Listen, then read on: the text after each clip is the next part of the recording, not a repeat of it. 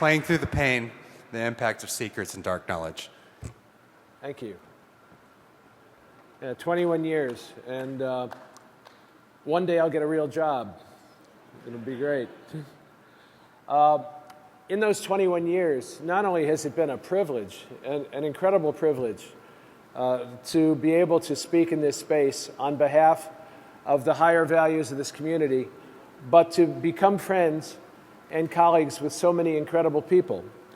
And over the years, many of them have shared the stories of their lives, which include the details of what kinds of consequences this kind of work can have under extreme conditions. When I say this kind of work, I mean security work and intelligence work on behalf of governments, corporations, or ad hoc, fleeting organizational structures. In all those years, many of them have shared stories about the trauma that they genuinely experienced, both because of the internal dynamics of the systems in which they worked, as well as the things that befell them, and how they could or could not, because of those systemic dynamics, deal effectively or not with the consequences of those situations. And I've decided after 21 years, and especially at an advanced age, and especially not having job security now, which is not worrying about that stuff in the same way, to tell the truth as much as I can about what I have heard and suggest strategies for dealing with the inevitable discoveries along the way for many of you of what this work can do to a person. Not to everybody and not in the same ways, but as a result, this talk is very personal and very deeply felt. And I hope it doesn't sound like a sermon because it is not intended to be moralistic. I am not going to be suggesting that I have any high moral ground because I don't. I'm affected by the consequences of the work, both others and my own as well. So there's no moralism in this. It's wanting to take a serious, clear look at what we have created in the national security state and the parts that make it up, and what some of the unseen consequences are. When I asked for input and feedback about this topic, a number of people said, this is something that is never discussed aloud out here. And it is discussed inside, and you know what I mean by inside, only in constrained ways that suit the mission and intention of the organizational culture, not necessarily the authenticity, integrity, and freedom of the individual human being. So if you walk into CIA, you will see the slogan, "The truth shall set you free." A very different way of interpreting the words of Jesus Christ, but ones that for the institution have been effective in terms of guiding the mission. Well, I'm going to pick up on those words and try to deliver some of the truth that sets us free as well, and I will need to be explicit. 21 years ago, when I first spoke here, I told the young people I saw, and the number of kids in the kids group, the Roots group that I spoke to yesterday, equaled the number of people at the entire conference at DEF CON 4. A little less than 400. And this year I understand there are about 25,000. And I said to the young people, who in those days looked like hackers, that is, wore the uniform of a more outlaw band than you see habitually today around the con, I said, if you want to hack, come in under the cover of NSA, come in under the cover of CIA.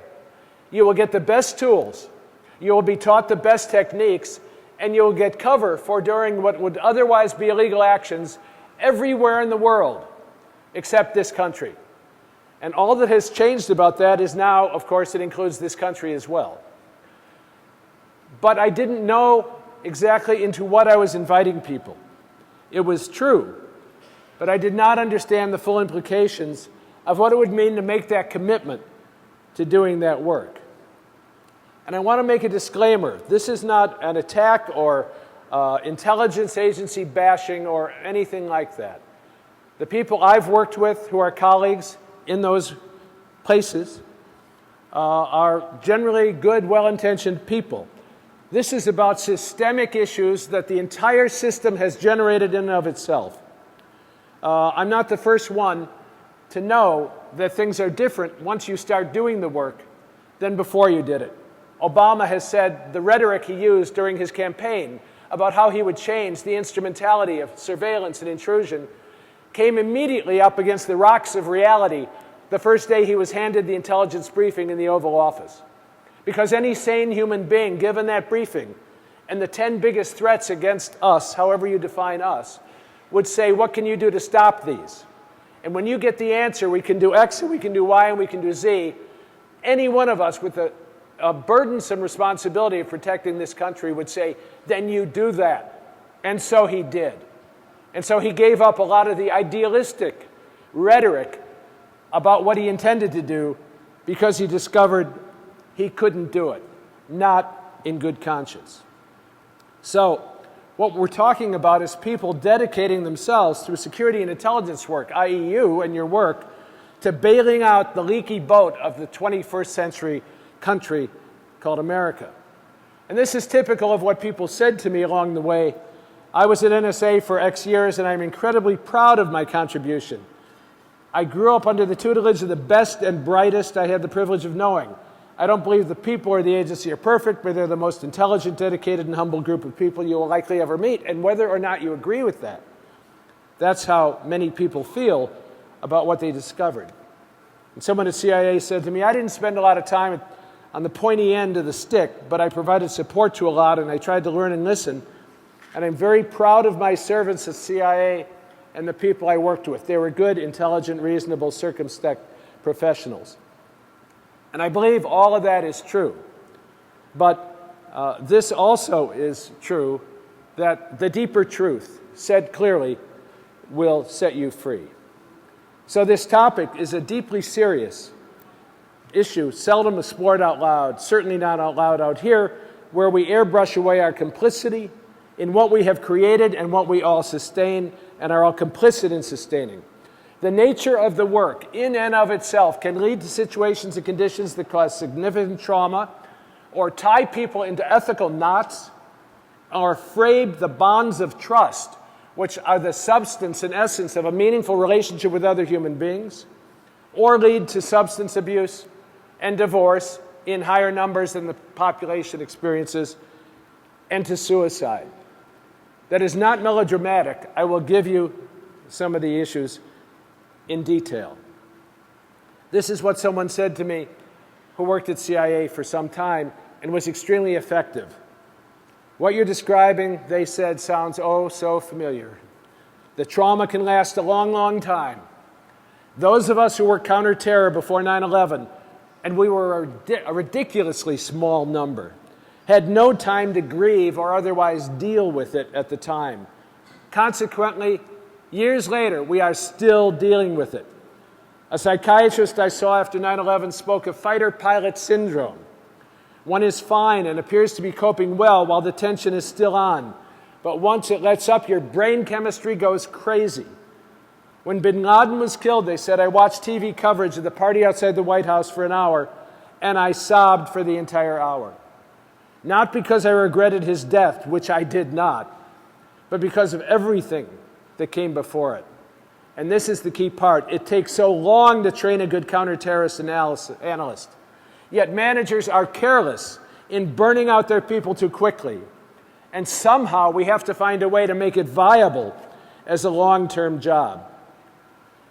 That applies, I am told over and over again, to corporations, burning out their people in the same way, as well as the intelligence agencies and the security industry in many of its particulars.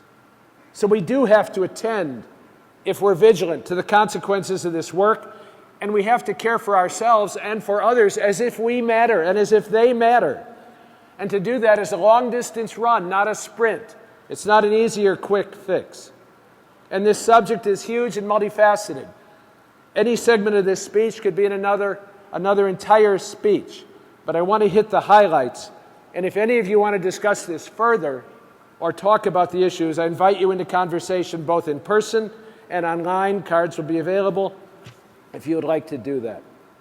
But first, let me say how the intelligence crossover leads into the InfoSec business. Because some people will say, I don't work for CIA. Some will say, I don't work for NSA. Some of you who work for CIA will say, I don't work for CIA.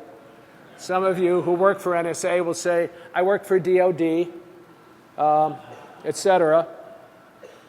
But the crossover is significant.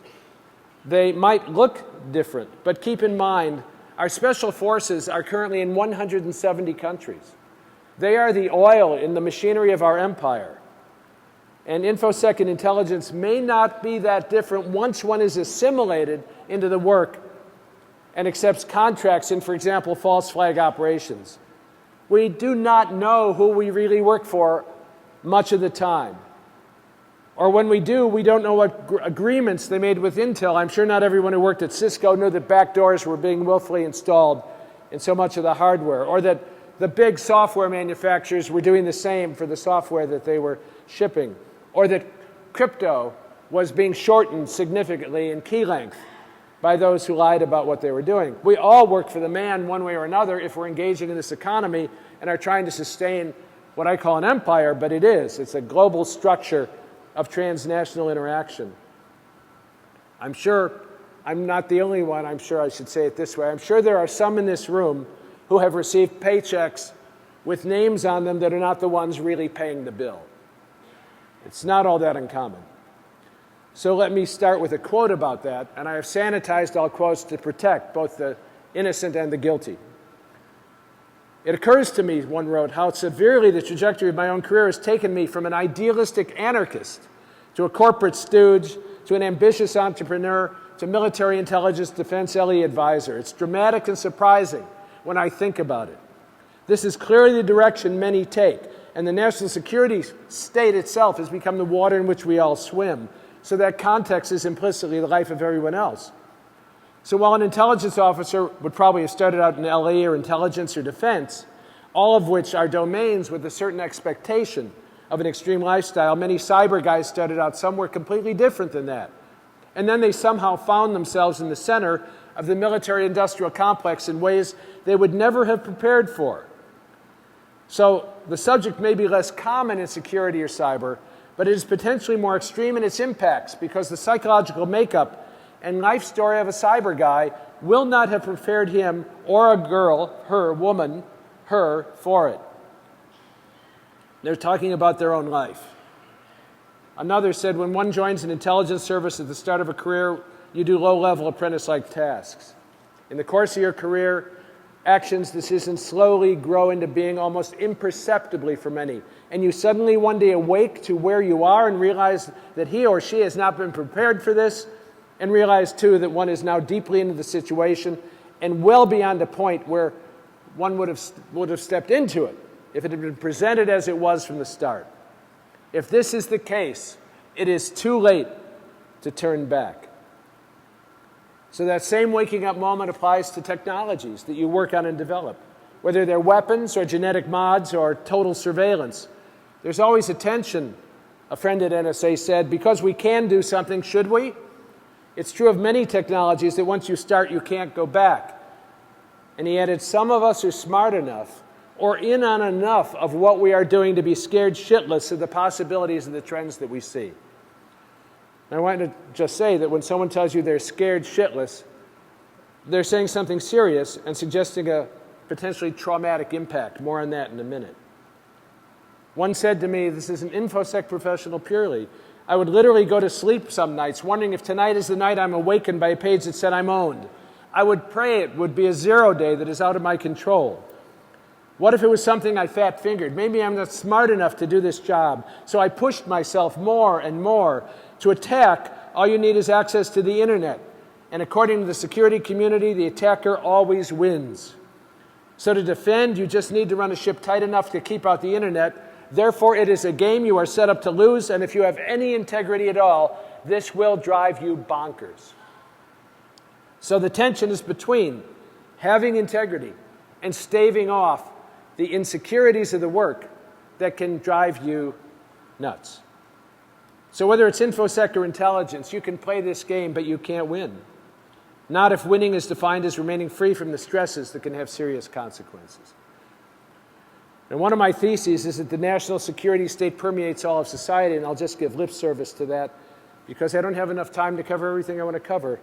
a historical example. Way back in the 1960s, a young man named Gene Groves was thrilled to be engaged with the U.S. National Student Association, worked with student groups in other countries. And then Ramparts wrote an article uncovering the fact that the association is and had been a CIA proprietary, funded and sustained covertly by the agency. That revelation in the 60s, along with the revelation of many other proprietaries that the CIA ran in the 50s and 60s, was a crisis for the agency because it had run free rein in the 50s and 60s, but also for American innocence. This young guy, Groves, seemed to be set for a great political career, but his work for the agency was unwitting, that is, manipulative and covert, and he didn't know how he was being used in the great game. And so he was used without being read into the script. And so when he found out what was up, he retreated into private life, and he said poignantly, "This world has lost its innocence for me. I want to get out." It's Chinatown, Jake. It's Chinatown. If you pay attention and engage with the best intentions in your work over the years, you will hear the whisper of that colleague. It's Chinatown, Jake. Go on home. It's Chinatown. Which means this is about trust. Undermining trust in others, but above all in the fabric of your own life. They call it ontology, the structure of being, and epistemology, the structure of knowing. And what this can do is undermine your belief that you know who you are and the role you are playing in your work and in the world, and that you know what's real. That's the key thing. It undermines your understanding of what is real. I've had people tell me things in this journey that pulled the foundation out from under what I thought as a smart guy I had put together as a feasible model of reality, and I found out once again that I was in the Hall of Mirrors and I didn't know what I didn't know. And when I found out what I didn't know in a way that pulled out that cornerstone of the whole edifice, it left me with profound anxiety and a serious case of secondary trauma because I didn't know how to handle not knowing what I thought I knew about reality itself and about the role I was playing in this great game. So, the betrayal of trust, this undermining of what we believe to be true of the world and our role in it, is one main theme. A friend of mine at NSA said he discovered that a program in which he participated wholeheartedly in the 1980s, only recently did he and his cohorts discover that the entire purpose of that program was not what they all believed it to be, but it was a covert cover story for an ulterior purpose for which the program was merely a support module, and they didn't know it for several decades.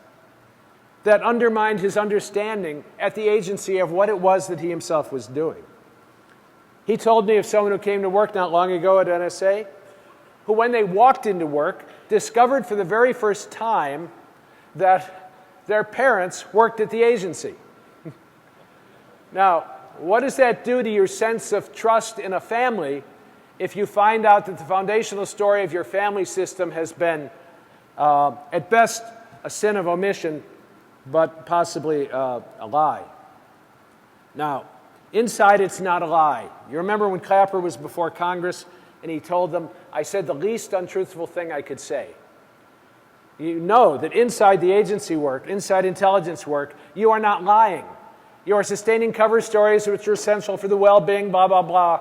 And you are socialized and acculturated to believing that when you lie, you are not lying, because you are lying on behalf of a bigger truth, which is the purpose of the agency itself. And the question becomes, is the agency a God worthy of worship?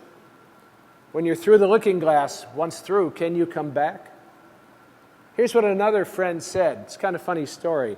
I was always in trouble with my wife because the other wives knew more than she did, and I was the navigator and ops officer. My daughter, when she was in Air Force Intelligence Officer School, was out with my wife and friends. News brought up North Korea. She had to stop herself before she got into classified material. My wife pulled her aside and said, "Well, you can tell Daddy about it when we get home because he has a TS clearance." And the little girl said, "No, I can't. He doesn't have the need to know." And his response was, quote, "I smiled with pride when I heard that story." Because she was learning to be read into missions in a way that made it fun and clever and cute to lie to her own family, including her father, who had TS clearance, about what it was she did. Pride in the inability to tell the truth at home.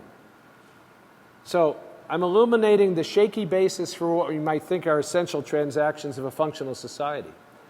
And the juicy stuff is yet to come.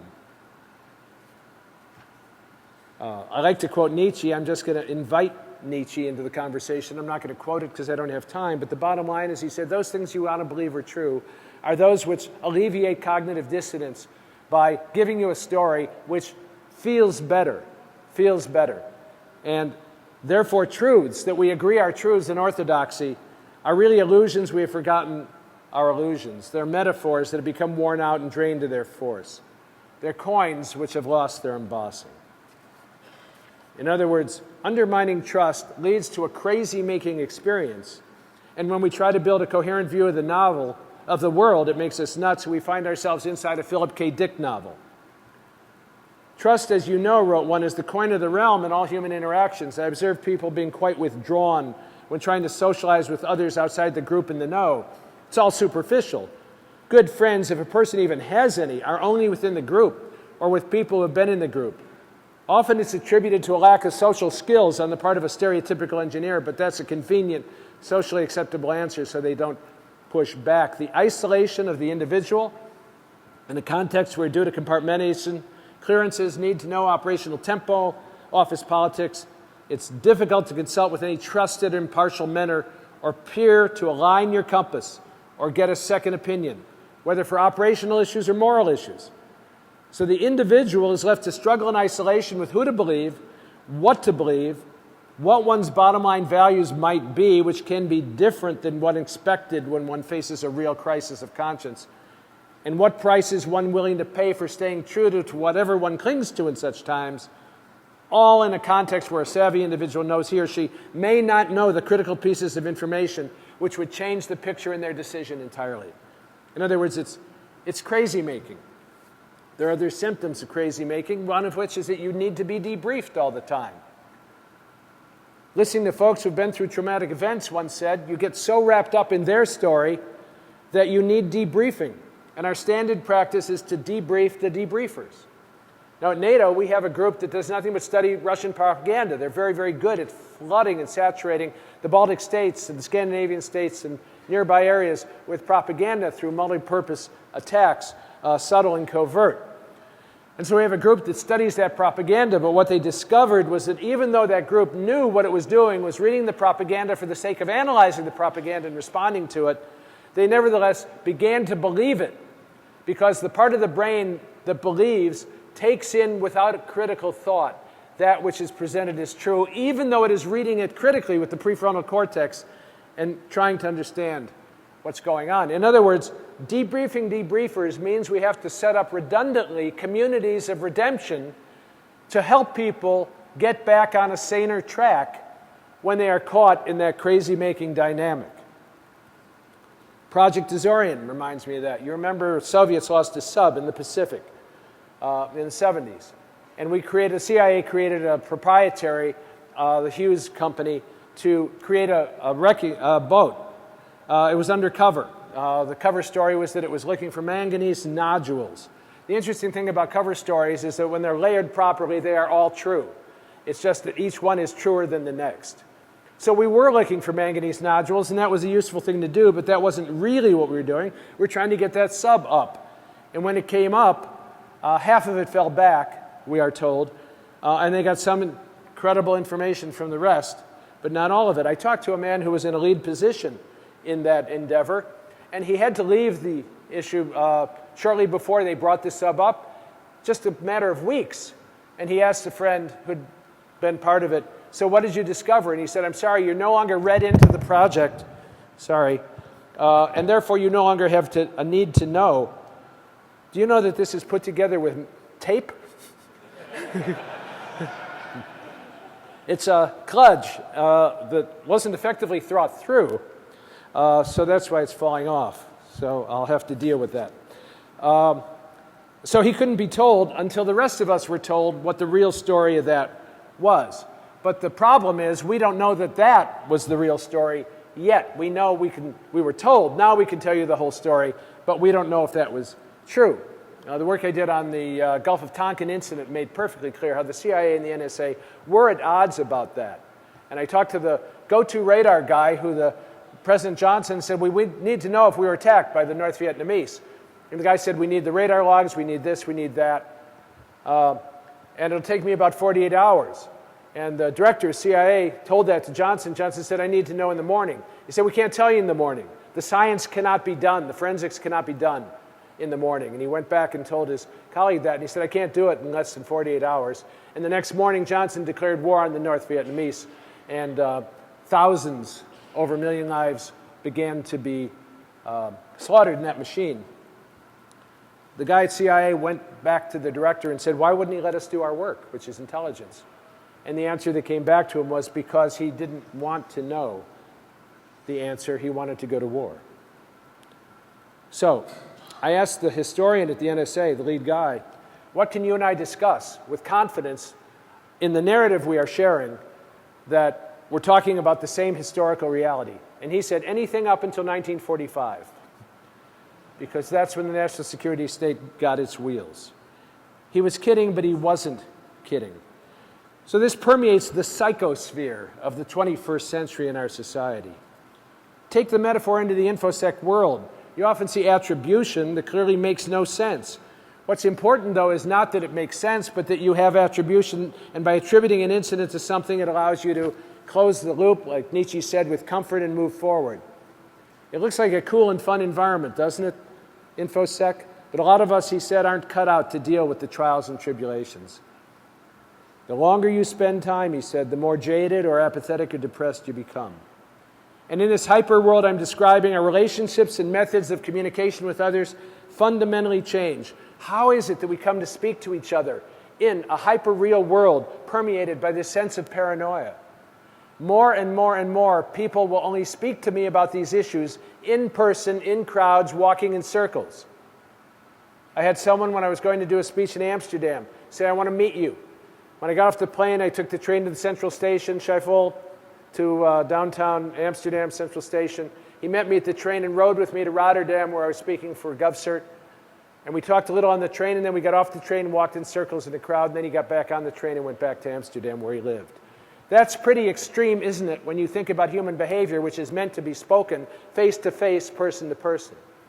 This is happening, in my experience, more and more because the paranoia permeates a society with so much intrusion and surveillance, not because of what it is doing, but because of what we're afraid it's doing or what we think it might be doing.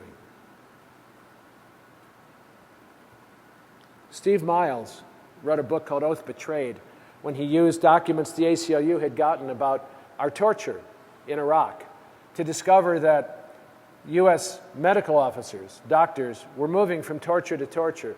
And by torture, I don't mean waterboarding. I mean torture. The people I talked to who did this work spoke of oops deaths. You're working on someone and suddenly you go, oops, lost him. And the doctor falsifies a death certificate, making it sound like natural causes. And the doctor moves on to the next interrogation, which Steve Miles thought violated the Nuremberg provisions we ourselves wrote about using humans to experiment in ways that build on one another.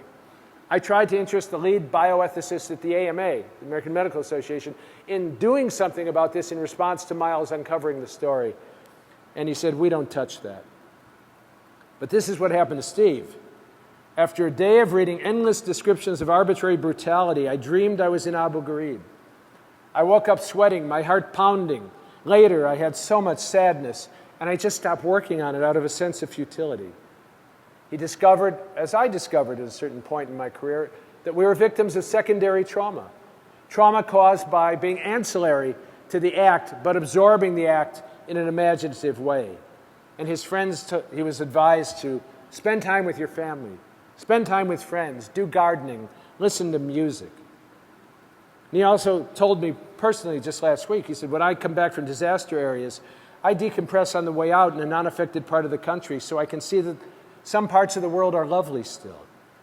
After horrendous times in Indonesia, Bosnia, Angola, I was restored only by participating in the everyday rhythms of life, going to coffee shops, having a beer at sunset for several days until I could function once again.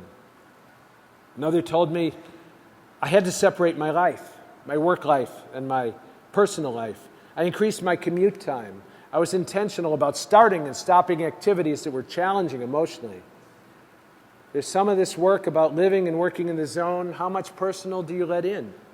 And how much do you have to remain in a robotic and automatic mode of acting?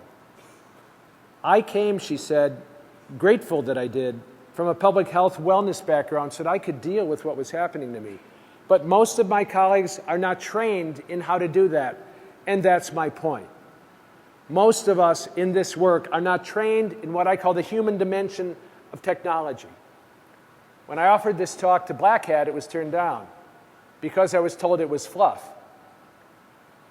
If the human dimension of our lives and work and very essence of our being is fluff, then fluff am I. Because I think these are, thank you.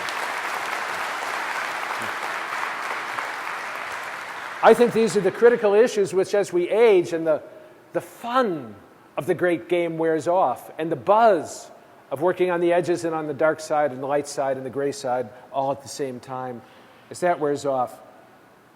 Well, I got a call one night from somebody at one of the agencies, and we spent an hour, and I had to tell him at the end of it what I used to say when I was in the ministry.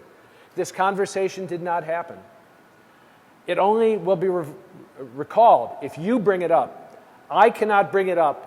I have to treat it as if I didn't hear everything you said in this hour. And then he got off the phone with some sense of what he had to do to resolve the terrible conflict he was up against between his work and his conscience. And I was left with it. This is why I know about secondary trauma firsthand. Paranoia sets in, and it leads to a constant sense of danger. A CIA worker said, paranoia sets in, you're always looking. Is someone following you? Are they watching with you? How many of you sit with your back to the wall in a restaurant? How many of you are habitually scanning the crowd for anomalies so you have an escape route planned in advance and can take action? I did that whenever I was on the ground in Israel. We had better learn how to do that on the ground in this country as well. But I begin every encounter with a new person, one said, in a state of distrust all my life. I have a standard line to bore people away from the topic of what I do so they won't ever ask incriminating questions. An NSA colleague said, I'm paid to think of as many possibilities as I can, to be sneakier than the sneakiest bastards in the world, because they'll throw everything at the things I design. I have to be professionally paranoid. Trust is difficult, especially for those of us who have to be distrustful because of the job. And on top of it, he added, we get screwed over by our bosses and coworkers as well. So, a ranking senior person at NSA said, yeah, I personally might be paranoid, but they are out to get us. And we have to act as if they are. Someone added, is there anybody in the rest of the world who sees me personally as a target? And if so, is it just business or is it personal? And what about all these great moralistic leaks from people whose names you know because of their righteous posture on the high moral ground? People were named whose lives are now at stake. The government keeps things so segmented, you think you're working on one project, but it's part of something bigger. And when Snowden outed you, it means the bad guys can learn who you are, and they won't just come after you, one told me. They'll come after your whole family. I was told that was the difference between the mafia and the Russian mafia, the Italian mafia. The Italian mafia will kill you. The Russian mafia will kill your whole family. It's great to know these distinctions, isn't it? But we do go after families. A guy who worked for many years for the CIA recruiting agents told me, I never put pressure on the agent I'm trying to recruit. What I do is find out where his kids are, and I try to put pressure on the kids. I find out where he works, and I put pressure on him at work. I find out about his wife, and I put a pressure on her covertly. And then as all those pressure sources build around him like wagons circling smaller and smaller, his crisis and anxiety, his sense of crisis and anxiety builds, and he falls into my arms. He comes to us. It's the nature of the work. The nature of the work. And when you have to let those people go because you're protecting friendlies, it causes many sleepless nights. A friend at, one of the agencies discovered that someone he had recruited was discovered and tortured and killed. And he felt personally responsible for it, and he started drinking heavily. So he was stripped of his clearances and relieved of his major responsibilities and put into therapy to try to get him back. And I said to the guy discussing this, so is your goal to have him have greater integrity, authenticity, and freedom to function as a human being? And he laughed. He said, no, our goal is to have him do the job. And if he can't do the job the way we want, then we watch him very, very, very carefully. And sometimes what's done to you makes it difficult to do the job. I know someone who came to the agency late, and because of that was always suspect, because he hadn't been born and bred to the work. And so when there were significant leaks going on, he was suspected at once, and his clearances were stripped, and he was interrogated seriously and heavily, not tortured, but interrogated for over a year, until it was discovered that someone else had in fact been the source of the leaks. And so what did the agency do? They fired him. Because after what they had done to him for a year, they could no longer trust him not to work in good faith because of the resentment and anger he might feel as a result of his maltreatment. And he couldn't say to the outer world anything but, can you help me find another job? I have kids in college and I'm in my 50s. Because he had signed the agreements that keep you handcuffed and your mouth closed. Other things that get to people are like prolonged exposure to pornography, especially child pornography. At OSI, DOJ, I've talked to people who finally had to get away from the work because they looked at so much pedophile material. So living in fear, hypervigilant under constant threats, that creates trauma. High stress, said one. Hell yes. So, one said to me, how about being in a reality extensively where you're expecting to have your throat slit, get a knife in your back, and it's a normal day or night. Actually, the days weren't bad. The night is when it got scary. Or another, hacking into a government's computers. I knew that if my presence was discovered, the system administrator there would be tortured and executed for a failure to perform his duties, and I would bear the burden of that. Another said, what do you think it's like to hear your coworkers dying as they are bombed while manning listening posts in communication areas under manhole covers in foreign countries? No wonder it's not spoken of out loud or out here. I was just given a time thing. As a result of the conversations I've had with people, I have much more material than I can use, so I'm going to, again, try to move ahead and hit the high points. This trauma can lead to tears. I held in my arms while he sobbed a ranking person from NSA who was bereft because 11 people had died on a mission he had supported with his intelligence work. And what he kept saying is, I tried to do everything I could. Did I do enough? Did I do enough? Did I do enough? And because I had been in the clergy, I could pronounce words without potency of absolution and forgiveness. And when I wrote to him about the torture I was discovering we were doing and asked his opinion, he said, unless you have done it to the least of these my brethren, you have done it unto me. It has consequences. I killed people, he said. I tried. Is that enough? So it leads to ethical dilemmas when you're forced to make choices that can violate the course of action you're encouraged to take on behalf of the work. In those agencies, a strong conscience can be more dangerous than a mole because you are not as predictable. You may act according to your conscience. You may be considered not a team player. And as several have told me, you are not included in political and casual conversations anymore, only in technical, because you are no longer trusted to be, quote, one of us. The real moral burden for many, said Robert Steele after years at the CIA, is being complicit in crimes against humanity is the price for keeping our job. And Thomas Drake told me I was very publicly indicted under the Espionage Act. I was declared indigent by the court. I faced decades in prison. My life was turned upside down and inside out, and I have already lived a very dystopian, unwelling future. Oh, there were heartbreaks, said a CIA friend, when we couldn't warn a friendly about something bad likely to happen if it would jeopardize our sources and methods and our assets and their safety. We talked about these things many times. We never took them lightly, but still it can be hard to sleep at night. when you don't tell people what's going to happen and others die as a result. Who pays the price for this? The people doing them. But can we stop doing these missions in the world in which we inhabit? No. But we can take care of the people we put into these positions. We can take care of them differently. In drone work, you know, the U.S. Air Force is finding similar cognitive dissonance to what I'm describing in crews that get up in a normal family routine, go to work, go into war, come home again. They walk into the office, they're at war. They walk out and go home, and they're walking into an entirely different world.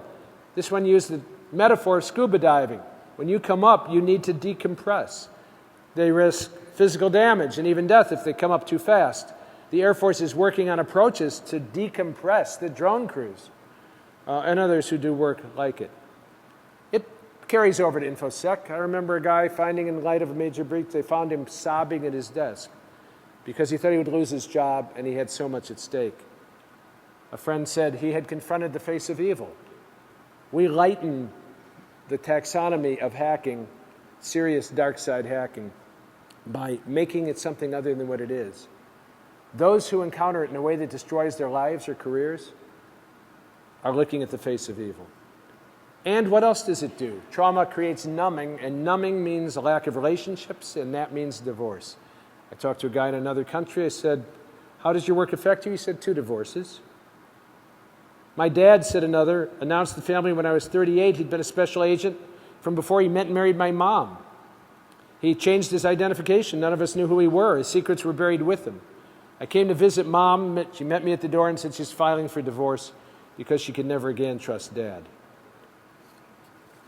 The dehumanization of others leads to the dehumanization of self. There's an enormous personal and professional price that we are paying. I was eyewitness to super secret executive decisions after 9/11 that I knew had enormous strategic consequences, said this guy at CIA. I stared into Pandora's box and the abyss stared back. But I exercised my moral agency and became a truth teller and a whistleblower, refusing to break faith or fidelity with the oath I took in defense of the Constitution at an enormous price. What is that, 5 minutes? No, 5. Yeah. 5. Come on. When I was a high-performance case officer, said Robert Steele, after 9 years, good years in the CIA, I had 5 times the regional average in recruitments. I was very productive. And I observed the Personnel Management Working Group and the Directorate of Operations, the DO. I noted they were exceedingly proud of having the highest rates of alcoholism, adultery, divorce, and suicide in the government.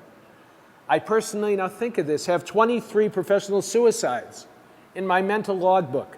The first was an instructor who blew his brains out when I was in training. The latest are senior figures who could not live with what they knew. So, the conditions are created, the impact happens, the consequences take place, and then what? Are you treated inside? Well, you can only go to a therapist who's been cleared to hear you. I said this sort of thing at a talk at Source Boston a few months ago, and a former head of the IAD at NSA was in the audience. She said, I've never had these issues. People came to me all the time with their problems, and I said, you go wherever you want. And they said, and could they discuss the work issues? She said, well, of course not. And I said, but it's the work issues that are the problem and the source of their distress. And she looked off in the distance as if she had never given that a thought before. Michael Hayden, when he was at CIA, started working on marriages because, quote, he suspected there was a high rate of divorce. We can't get the figures out of them about what kind of divorce there is.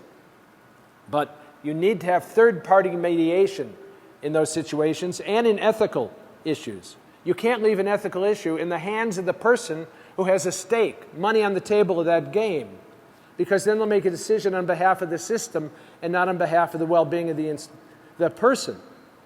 So, to work with an individual in a crisis of conscience would be, said one at NSA, alleviate their pain and get them back to work, and watch them carefully if we suspect them. So is it laughable, I said, to think a psychiatrist inside can work with someone having a crisis of conscience? And he said, it is indeed laughable. It is indeed laughable. Stansfield Turner, CIA, said, huge problem with alcoholism. I think everybody kind of knows this if they know anything about it and choose to look. But he rejected an article on the subject because he said to my friend, the writer, quote, it's a problem, but we don't want to talk about it. Well, what I'm trying to make a decision to do is talk about it after 20 years of listening to this.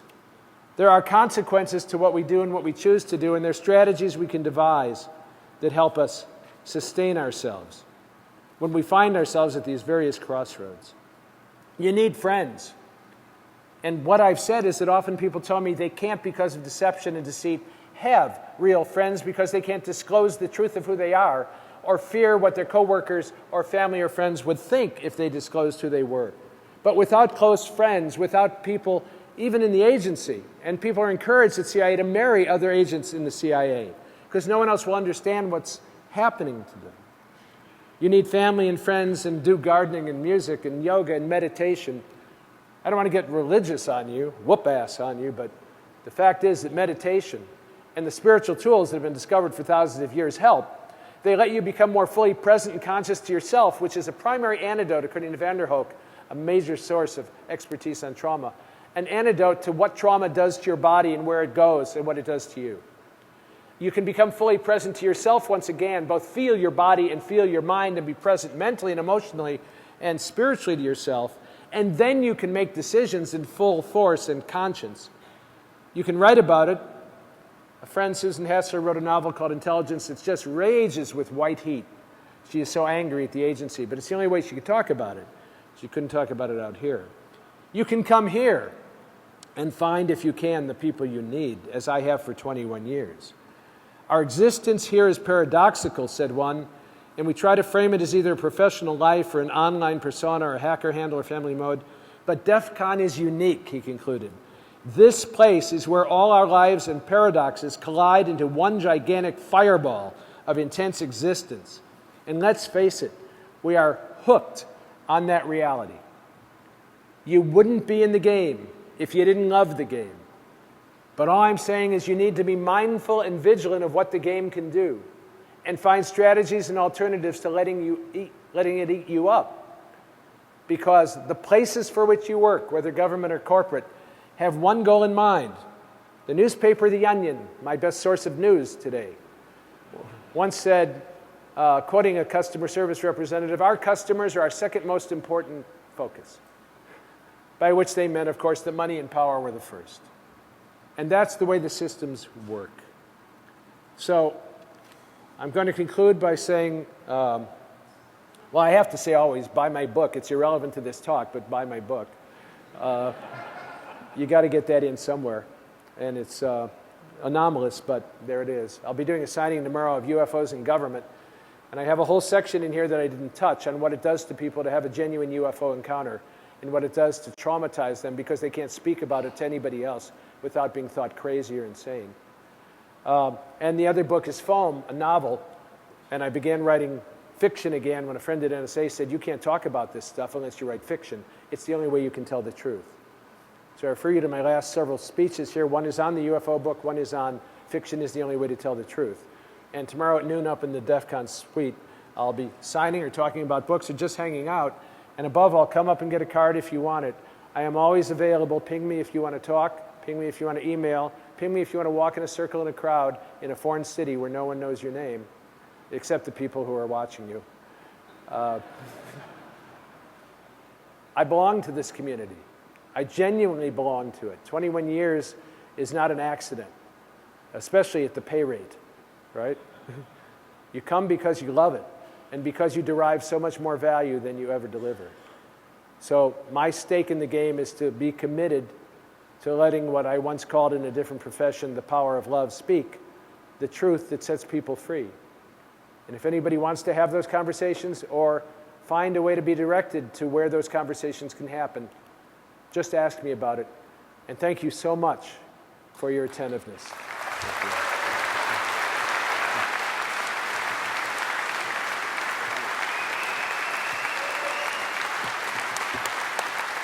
I want to give you a big hug right now because what you spoke about, that's so many pervasive impacts